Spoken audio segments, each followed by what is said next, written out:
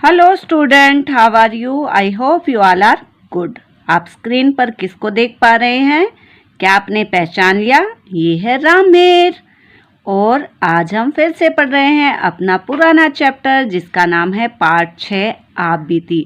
और कौन सी कक्षा का है ये पाठ? ये है कक्षा 5 की परिवेश अध्ययन का पाठ। तो रामेर ने हमें अपनी बीती सुनाई थी, आप बीती, जो कि वो एक किसान था। तो आगे देखते हैं, ये पार्ट 3 वीडियो है कि इसमें हम क्या सीखेंगे। ये है आपका पेज नंबर 42 यानी कि 42। सोचो और लिखो, किसान ने ऐसा क्यों लिखा कि लोगों को अनाज के अभाव का सामना करना पड़ता है? क्यों लिखा? क्योंकि जब रामेर मंडी गया था तो उसने क्या देखा था कि उसने जो इतनी मेहनत से अनाज उगाया है वो बाहर खुले में पड़ा है। कुछ बोरियां खराब हो गई है, बारिश में भीग रहा है, जिसके कारण क्या हो रहा है? अनाज खराब हो रहा है। और पूरे देश में तो अनाज की कमी है ना, सभी को खाना भी नहीं मिल पाता। तो इसलिए लिखा रामेर ने कि अनाज का अभाव का सामना करना पड़ता है।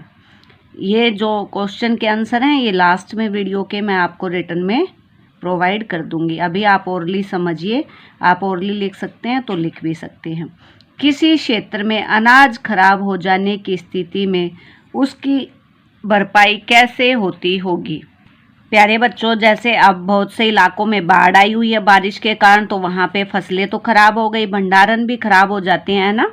तो फसलें, अनाज जो है वो खराब हो जाते हैं, तो कैसे करते हैं उसकी भरपाई? देखो, किसी भी चीज़ की 100% भरपाई करना तो मुश्किल है, लेकिन सरकार हैं जो आड़ती हैं वो एक स्थान से दूसरे स्थान पर जो है अनाज को प्रोवाइड करवाते हैं। आपने देखा होगा ना, ट्रकों में, ट्रेनों में भर के एक राज्य से दूसरे राज्य में जो है अनाज का आदान प्रदान किया जाता है। पूरे भारत में आप कहीं भी, जैसे आप सुनते हैं ना कि एमपी का गेहूं मिला हमें, हरियाणा का गेहूं है, ये पंजाब का है, तो ऐसे यातायात के साधनों से एक स्थान से दूसरे स्थान पर जो है अनाज की भरपाई की जाती है। आओ चले देखें, आओ ये भी करें। नीचे कुछ शब्द दिए गए हैं, इसके बारे में एक एक वाक्य लिखो। भूखमरी क्या होती है बेटा? भूखमरी जब खाने को पर्याप्त मात्रा में क्या ना हो, भोजन ना हो, उसे भूखमरी कहते हैं। तो आपको वाक्य बनाना है, भूखमरी का अर्थ नहीं लिखना। तो बाढ़ के समय चारों तरफ क्या फैल गई? भूखमरी फैल गई। आप कुछ भी लिख सकते हो। भूखमरी ऐसी स्थिति है जब लोगों को गरीबी या अन्य हालातों में शरीर को उचित मात्रा में भोजन नहीं मिल पाता। चलिए अगला देखिए। अगला है अकाल। अकाल क्या है?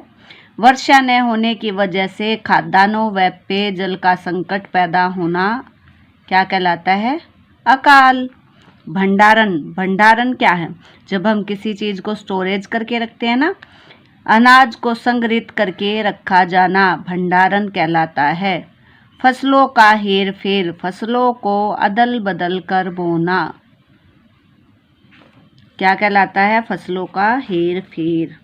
चलिए आगे देखते हैं। उन खाद्यान्नों के नाम पता करो और लिखो जिनका हरियाणा निर्यात करता है। निर्यात होता है बेटा जिनको हम बेचते हैं।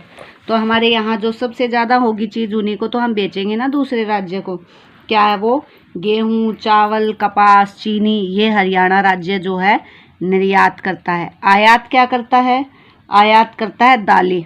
दालें हरियाणा में बहुत ही कम जगह पर बोई जाती हैं, तो इसलिए पूरे हरियाणा राज्य के लिए वो पर्याप्त नहीं होती, तो हम यहाँ पे दालें लिख देंगे, ऊपर लिख देंगे गेहूं, चावल, कपास, चीनी। चलिए आगे है, चर्चा करो। फसलें खराब होने से किसान के जीवन पर क्या प्रभाव पड़ता है? तो प्यारे बच्चों, किसान की दिन रात की मेहनत होती है, तो किसान के जीवन पर तो बड़ा गहरा प्रभाव पड़ेगा ना। फसलें खराब होने से किसान कर्ज के जाल में फंस जाते हैं। वे फसल उगाने के लिए साहूकार या आड़ती से कर्जा लेते हैं और फसल खराब हो जाने की वजह से कर्जा नहीं चुका पाते। अगला है, क्या जमींदार भी इससे प्रभावित होते होंगे? इस समय समस्या से जमींदार प्रभावित नहीं होते क्योंकि वे अपनी जमीन को ठेके पर देकर रखते हैं और किसान से नकद राशि ले लेते हैं। जो जमींदार खुद बोते हैं उनको तो प्रभाव पड़ेगा क्योंकि उनको नुकसान होगा, लेकिन ज़्यादातर जमींदार जो हैं वो अपनी ज़मीन के किस पे दे देते हैं, साझे पे दे देते हैं। बोने के लिए फिक्स होते हैं कि इतने हज़ार आपको रुपए देने पड़ेंगे और आप इस खेत में खेती कर सकते हैं। फिर चाहे कुछ उगे या ना उगे वो अपने पैसे पूरे ले लेते हैं। किसान का अनपढ़ होना भी कठिनाई पैदा करता है। कैसी? अनपढ़ होने की वजह से किसान सरकार की सारी योजनाओं का लाभ नहीं उठा पाता और वह साहूकार से कर्ज के जाल में फंसता जाता है और उसे अच्छी अच्छी टेक्निक के बारे में भी नहीं पता है कि वो उसको किस प्रकार के खाद, किस प्रकार के जो यंत्र हैं उनका प्रयोग करना चाहिए। चलिए आगे देखते हैं। क्या मुआवजे के पैसे से किसान के नुकसान की भरपाई होगी? बताइए मुझे, आपको लगता है कि जो मुआवजा मिलता है उससे किसान की मेहनत जो नुकसान हुआ है उसकी भरपाई होगी? बिल्कुल भी नहीं प्यारे बच्चों। अगर मैं हरियाणा की बात करूं तो हरियाणा में 2000 रुपये किसान पेंशन के नाम से कुछ मिलते हैं, शायद 4 महीने में। ठीक है, तो ऐसे 3 बार मिलेंगे 2-2 हज़ार रुपये। लेकिन क्या 2000 रुपये उस फसल के लिए पर्याप्त है? 2000 से ज़्यादा तो वहाँ पे बीज लग जाता है। तो कोई भी मुआवजा जो है वो किसान की मेहनत उसके नुकसान की भरपाई नहीं कर सकता। चलिए आगे देखते हैं अगले पेज पे।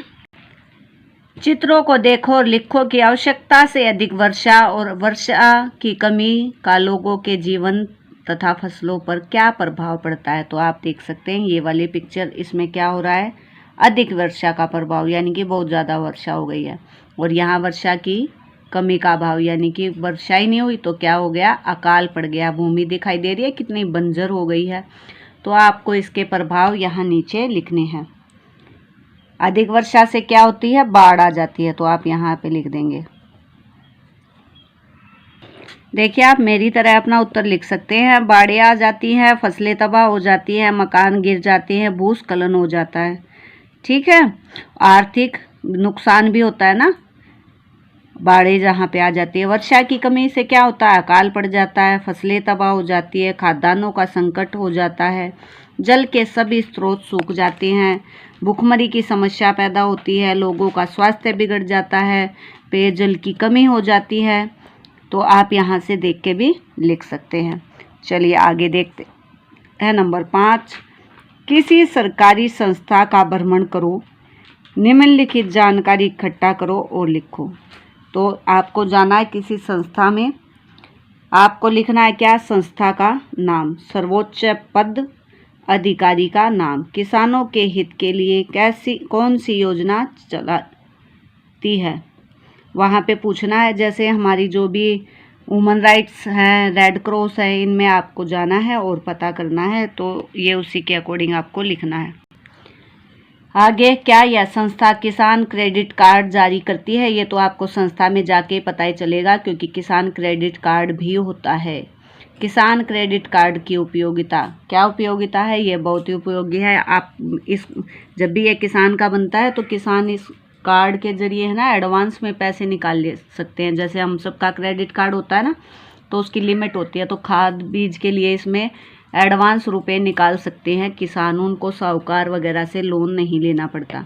आगे है, पता करो तुम्हारे घर के आसपास की सफाई ठीक प्रकार से नहीं हो रही, पता करो सफाई करने की जिम्मेदारी किसकी है।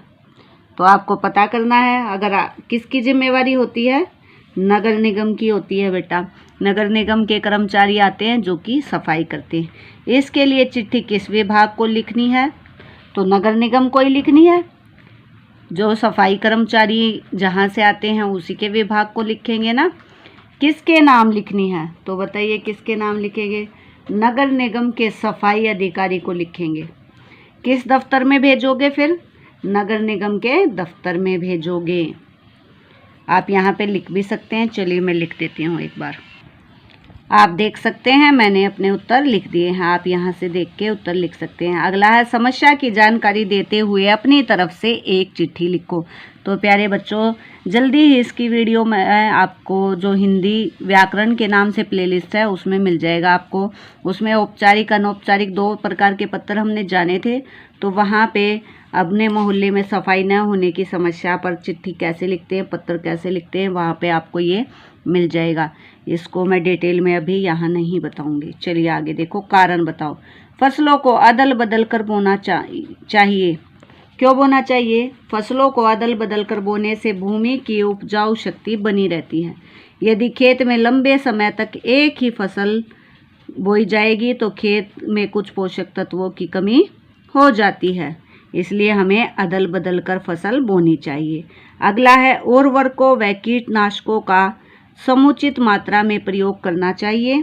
उर्वरक व कीटनाशकों का अधिक मात्रा में प्रयोग करने से भूमि की उपजाऊ शक्ति कम हो जाती है। इससे भूमि बंजर भी हो जाती है और इसका जो फसल है उस पर दुष्प्रभाव पड़ता है, और जब हम इसका यूज करते हैं तो इसके साइड इफ़ेक्ट हमें भी आते हैं। अगला है, उपज बढ़ाने के साथ साथ उसका उचित भंडारण भी आवश्यक है। प्यारे बच्चों, कई बार हम देखते हैं कि किसानों द्वारा उचित अनाज भंडारण की उचित सुविधा उपलब्ध होने की वजह से उचित सुविधा उपलब्ध न होने की वजह से अनाज खुले में पड़ा सड़ रहा है और 1-2 वर्ष बाद वह पशुओं के खाने के लायक भी नहीं रहता। अतः उपज का सही भंडारण बहुत ही आवश्यक है। इसके लिए गवर्नमेंट को जो भंडारण गृह हैं वो उनकी संख्या बढ़ानी चाहिए और अच्छे से अनाज को स्टोरेज करना चाहिए। यहाँ पे ही हमारा ख़त्म होता है चैप्टर नंबर 6 आप बीती। नेक्स्ट वीडियो में हम नेक्स्ट चैप्टर डिस्कस करेंगे जो कि है पार्ट नंबर 7 खाने से पचाने तक। तो मैं आशा करती हूँ कि इस पार्ट में आपको अच्छे से सब कुछ समझ आया होगा।